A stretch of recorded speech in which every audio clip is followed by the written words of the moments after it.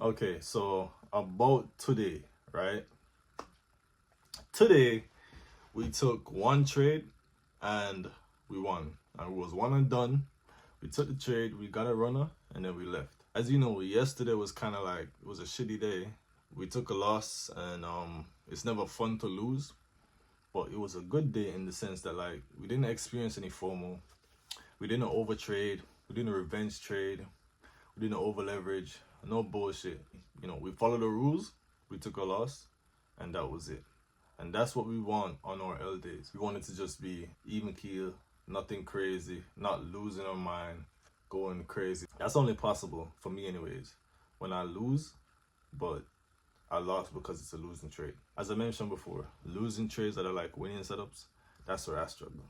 I can take a loss if it's just a losing setup. I don't mind doing that. I have to do that because that's the nature of trading. You have to lose. So I'm okay with losing as long as it's not my fault. And I say that to say, today would not have mattered if yesterday I did some dumb shit. You know, whether that's over trading, over leveraging, revenge trading, whatever the case is. If I dug myself a deeper hole yesterday, today would not have mattered. Because, you know what I mean? But I was able to get a win. I was able to get a runner. And, you know, all of a sudden, yesterday doesn't even matter. All of a sudden, I don't even remember yesterday. Because, you know, now we up for the week and we move. So I took my trade on my personal account. We won, the runner hit, and then, as per usual, I got the fuck up out of there. Yeah, that's really all she wrote. It was a counter trend breakout. The reason why I felt comfortable with this is that it was coming off of a 4-hour demand. Let me look at it actually really good because it was more to it.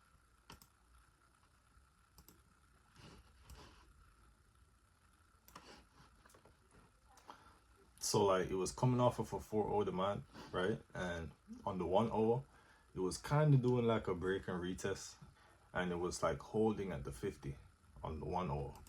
And as I said, on the 4 hour, it was rejecting the 13 and coming off of a 4-hour demand. And then when we went down to the 5 minute, you know, Doyle called this trade out. It presented a counter trend breakout on the 5 minute.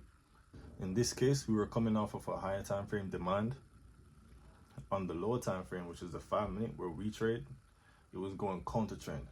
But we're not really giving that too much, you know, we're not putting too much weight on that because we know that it's coming from a higher time frame zone.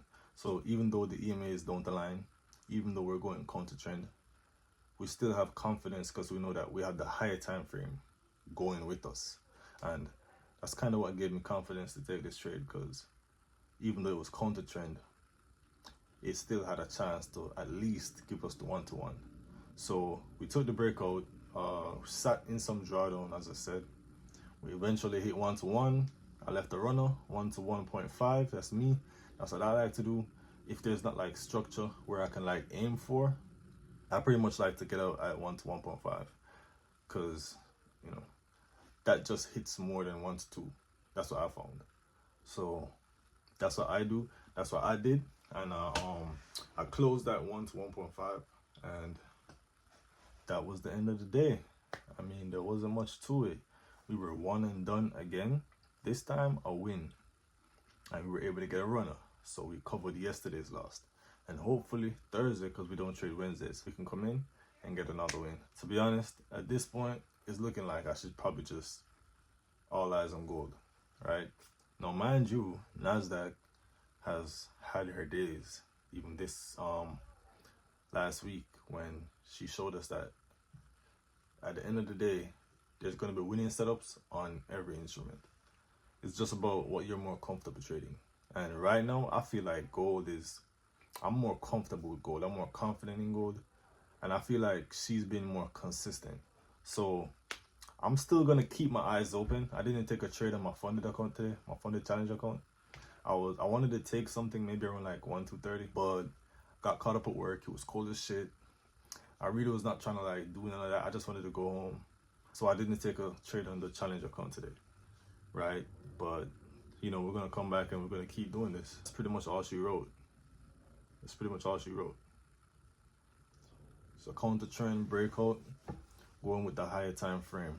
And like Doyle always say, that's my teacher, mentor, the bullish instruments such as gold, you know, NASDAQ, US 30, shit like that, S&P, they're gonna always go up. They're bullish instruments. So you have just clicking buy, you have a better chance of winning than taking sells.